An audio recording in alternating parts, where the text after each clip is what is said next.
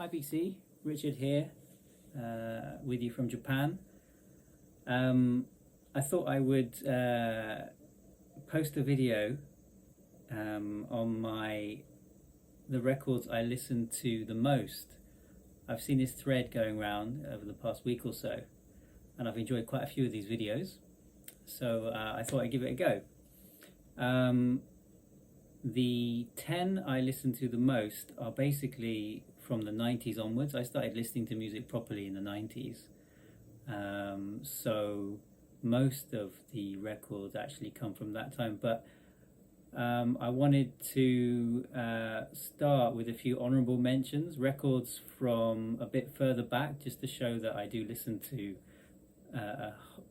quite a range of stuff. So the 10 I listen to most are coming up shortly, but first a few honourable mentions. The Kinks, Lola,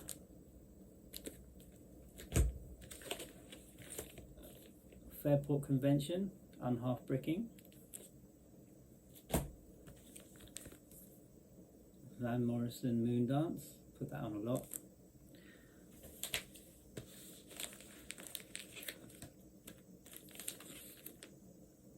Best of the Doors. I remember picking this up when I was 14 or 15, yeah, back in the 90s. I had this on CD, listened to this a lot, so I wanted to pick it up on record as well. It's great selection of tracks.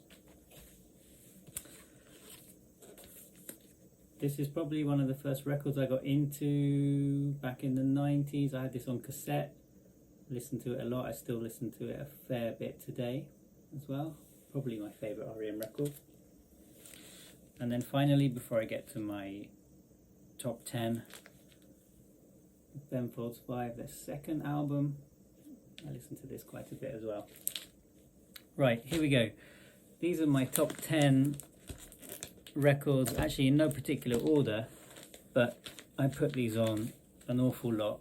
A lot of these, yeah, they're mainly from the 90s and just bring back a load of memories.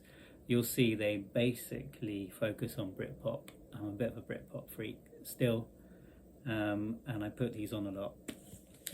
First, Gene, their first album, Olympian. Got a load of great tracks on that. Haunted by You, Olympian, Sleep Well Tonight. Yeah, you'll notice actually a lot of these records. I mean, they're all records I can just put on, and I don't need to skip at all. They just flow nicely, no weak tracks. They're not necessarily my favourite albums from these artists, but they're the albums I go to when I just want to, get a quick fix and enjoy a bit of music. Next, Supergrass, I Should Coco. This is just a fun album. Loads of great tracks. Like I said, flows very well. No need to skip any tracks. My favourite album from them is probably In It For The Money. Their second album, but yeah, for some reason when I want a Supergrass fix, I put this one on. So it's got probably their most famous track, All Right On, although that's probably one of my least favourites on here. I love Man-Sized Rooster, Caught by the Fuzz, Time, Sofa, Of My Lethargy, Sitting Up Straight. Great album. Another Britpop one, Dodgy. Again, no weak tracks at all. It just flows so nicely. It's just a feel-good record, really. Staying Out for the Summer, Melodies Haunt You, So Let Me Go Far, Grassman. Really great album. I think it's from 94 or 95. Another Britpop, here we go. Kula Shaker K from 96. I like their second album probably just as much, but I tend to go for this one. It's got some of their most famous tracks. Hey Dude, Tapper, Govinda. Really great. Another Britpop, Blue Tones from 96. This is their debut album. I probably like their second or third just as much, but this one brings back lots of great memories. I stick this on an awful lot. Cut Some Rug, Blue Tonic, Slight Return. Fantastic album there.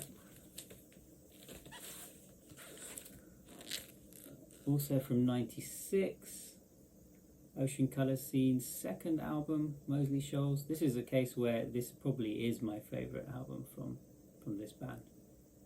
They got a few other good ones, but this is probably my favourite.